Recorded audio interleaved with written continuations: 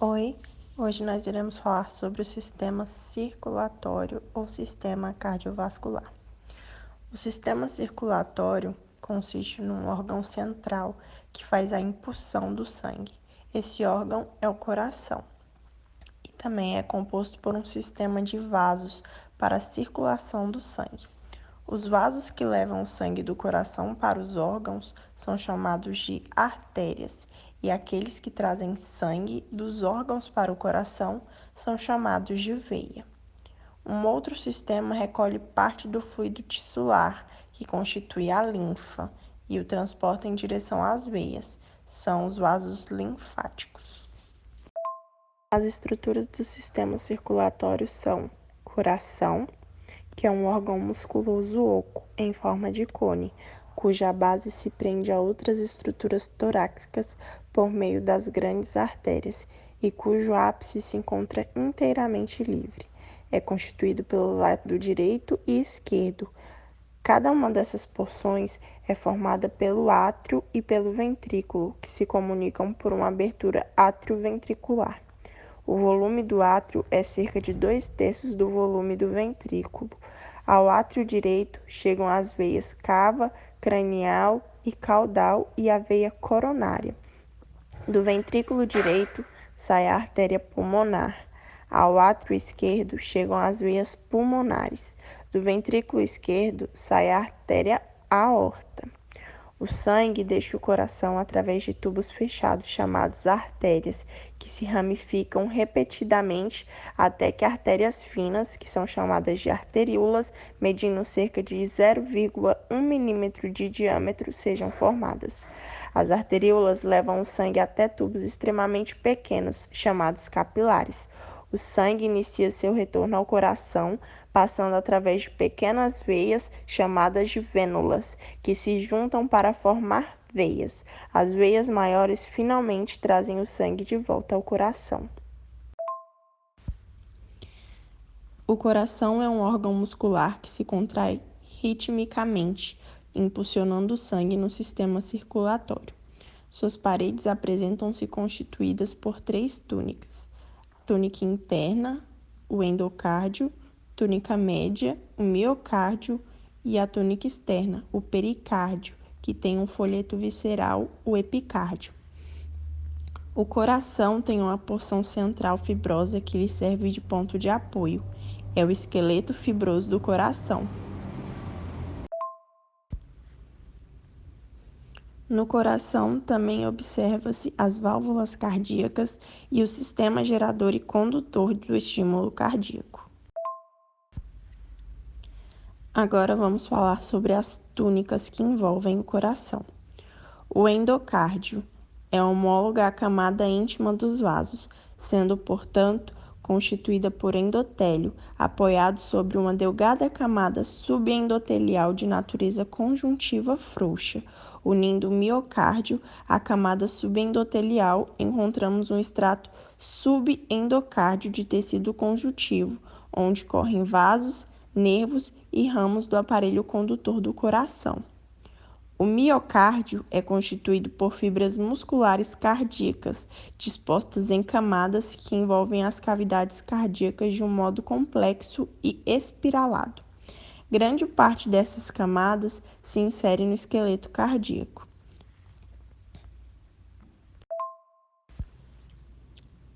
O epicárdio é a membrana serosa do coração, formando o revestimento visceral do pericárdio. Apresenta-se coberta externamente por um epitélio plano simples, o mesotélio, apoiado em delgada camada conjuntiva. Apresenta uma camada subepicárdica constituída por conjuntivo frouxo, contendo vasos, nervos e gânglios nervosos. É nessa camada que se acumula o tecido adiposo, que geralmente recobre certas regiões do coração. O epicárdio corresponde ao folheto visceral do pericárdio, membrana serosa que envolve o coração. Entre o folheto visceral, que é o epicárdio, e o folheto parietal, existe uma quantidade pequena de fluido que facilita os movimentos do coração. Músculo estriado cardíaco.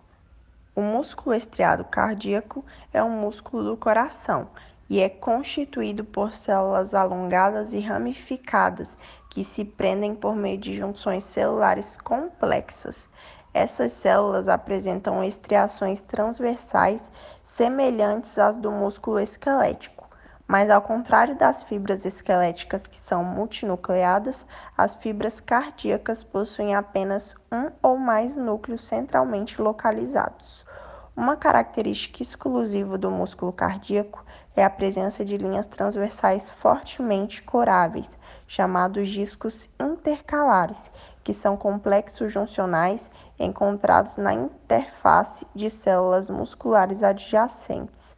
Essas junções aparecem como linhas retas ou exibem um aspecto de escada. Nos discos intercalares, encontram-se três especializações juncionais principais: zônulas de adesão, desmossomos e junções comunicantes. Os vasos. Os vasos sanguíneos lembram as ramificações de uma árvore. As artérias se dividem em ramos, as arteríolas, que por sua vez se dividem em ramos menores, que são os capilares, e estes que se unem para formar as vênulas, que por sua vez formam as veias que desembocam no átrio direito do coração. Todos os vasos sanguíneos acima de um certo calibre apresentam um plano geral comum de construção. De um modo geral, um vaso sanguíneo apresenta as seguintes camadas constituintes: a túnica íntima, a túnica média, a túnica adventícia e vasa vasorum. A túnica íntima é constituída por uma camada de células achatadas, as células endoteliais, revestindo internamente o vaso, caracterizando o epitélio simples pavimentoso chamado de endotélio. Também possui um delicado estrato subendotelial, constituído por um tecido conjuntivo frouxo. Além disso, possui a lâmina elástica interna, o qual é o componente mais interno da íntima, constituída principalmente de elastina. Possui aberturas, fenestras que permitem a difusão de substâncias para nutrir células situadas mais profundamente na parede do vaso, devido à contração do vaso. Esta membrana geralmente se apresenta em corte, com seu trajeto ondulado e sinuoso. A túnica média é formada principalmente por camadas concêntricas de células musculares lisas helicoidalmente. Interposta entre as células musculares lisas, existem quantidades variáveis de lâminas elásticas, fibras reticulares, que é colágeno tipo 3, proteoglicanas e glicoproteínas. As células musculares lisas são as responsáveis pela produção destas moléculas da matriz extracelular. Em artérias, a túnica média possui uma lâmina elástica externa mais delgada que separa esta da túnica adventícia. A túnica adventícia é constituída por tecido conjuntivo frouxo. A camada adventícia torna-se gradualmente contínua com o tecido conjuntivo do órgão, pela qual o vaso sanguíneo está passando. Vasa vasorum. Vasos grandes normalmente possuem vasa vasorum, que são arteríolas capilares e vênulas que se ramificam profusamente na adventícia e na porção externa da média. Os vasa vasorum provêm a adventícia e a média de metabólitos, uma vez que em vasos maiores as camadas são muito espessas para serem nutridas somente por difusão a partir do sangue na luz. Vasa vasorum são mais frequentes em veias que em artérias. Em artérias de diâmetro intermediário e grande, a íntima e a região mais interna da média são destituídas de vasa vasorum. Estas camadas recebem oxigênio e nutrição por difusão do sangue que circula na luz do vaso. As artérias. As artérias conduzem sangue do coração para os capilares. Elas armazenam parte do sangue bombeado durante cada sistole cardíaca para garantir o fluxo contínuo através dos capilares durante a diástole cardíaca. Do coração para os capilares, as artérias podem ser classificadas em 3 grupos principais: artérias de grande calibre, as artérias elásticas, as artérias de médio calibre, as artérias musculares e as pequenas artérias e arteríolas. As artérias de grande calibre são, por exemplo, a aorta e seus ramos principais. São artérias elásticas. São artérias condutoras porque conduzem sangue do coração para as artérias distribuidoras de calibre médio. Tem cor amarelada devido ao acúmulo de material elástico presente na túnica média. Chama a atenção na estrutura das grandes artérias o acúmulo de material elástico existente. Atribui-se a essa camada importante função na regulação do fluxo sanguíneo.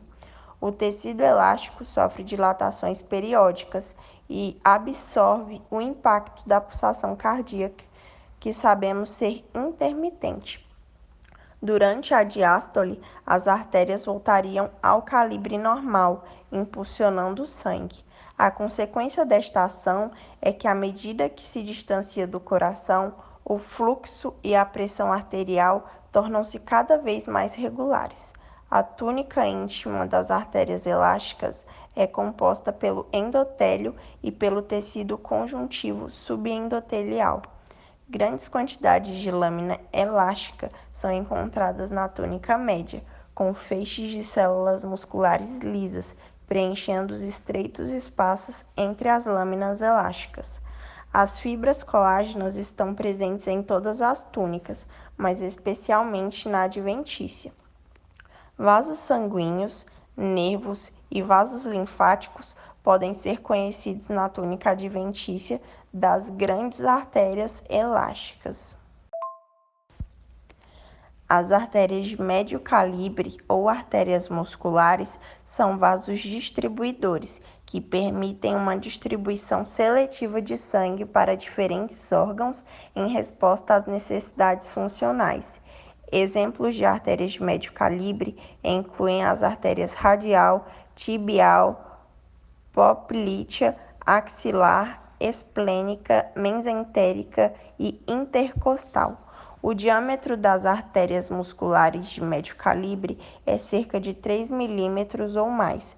Possui a mesma estrutura geral dos vasos. São caracterizadas por uma espessa camada muscular, que pode chegar a ter mais de 40 camadas de fibras musculares lisas. De um modo geral, quanto maior for o calibre, maior a quantidade de material elástico entre as fibras musculares. As arteríolas são ramos finais do sistema arterial. As arteríolas regulam a distribuição de sangue em diferentes leitos capilares por vasoconstrição e vasodilatação em regiões localizadas, porque suas paredes contêm fibras musculares lisas dispostas circularmente. As arteríolas são consideradas vasos de resistência e são os principais determinantes da pressão sanguínea sistêmica. São muito finas, geralmente com menos de 0,5 milímetros de diâmetro. A túnica íntima possui um endotélio e um subendotélio, além de uma lâmina elástica interna muito delgada. A túnica média geralmente é formada por 4 ou 5 camadas de células musculares lisas.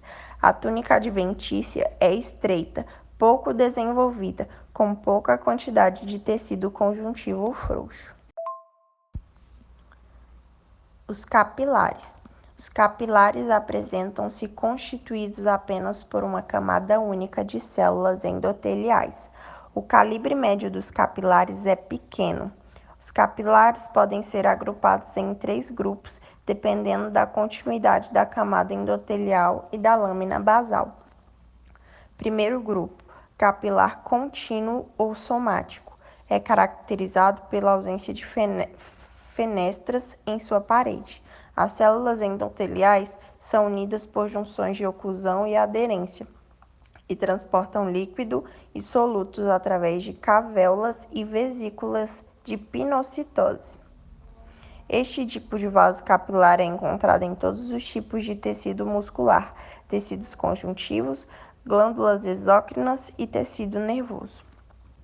O segundo grupo é capilar fenestrado ou visceral. Caracteriza-se por apresentar orifícios ou fenestras na parede das células endoteliais, as quais são obstruídas ou não por um diafragma que é mais delgado do que a membrana plasmática da própria célula. A lâmina basal dos vasos capilares é contínua.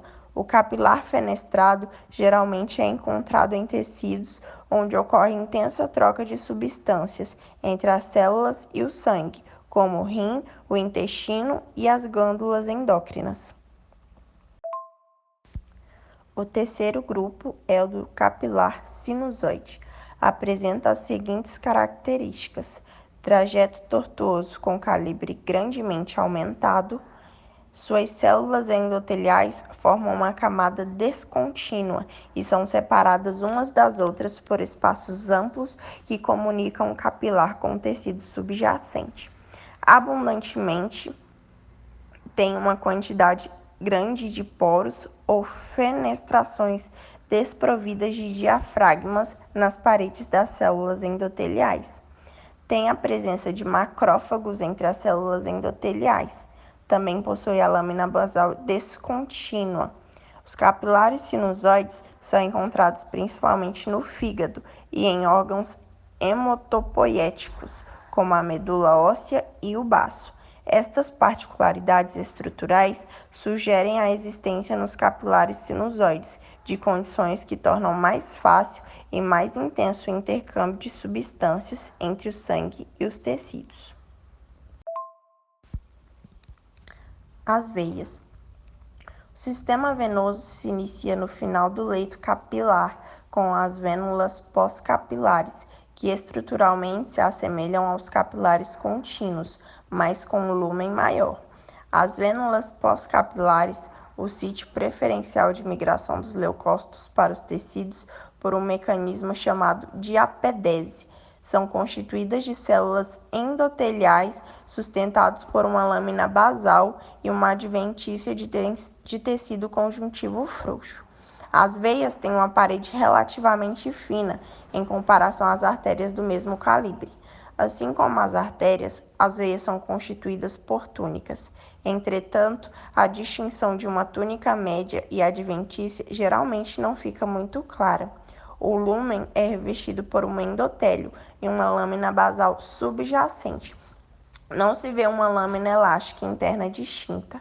A túnica média muscular é mais fina que nas artérias, e as células musculares lisas têm uma orientação irregular, aproximadamente circular. A túnica adventícia é composta por tecido conjuntivo frouxo, além de poucas fibras nervosas. Nas grandes veias, os vasa vasorum penetram na parede. Uma característica típica das veias é a presença de valvas ou válvulas que evitam o refluxo do sangue. Uma válvula é uma projeção da túnica íntima para o lúmen, coberta por células endoteliais e reforçadas por fibras elásticas e colágenas. A adventícia da veia é maior que da artéria. Os vasos linfáticos.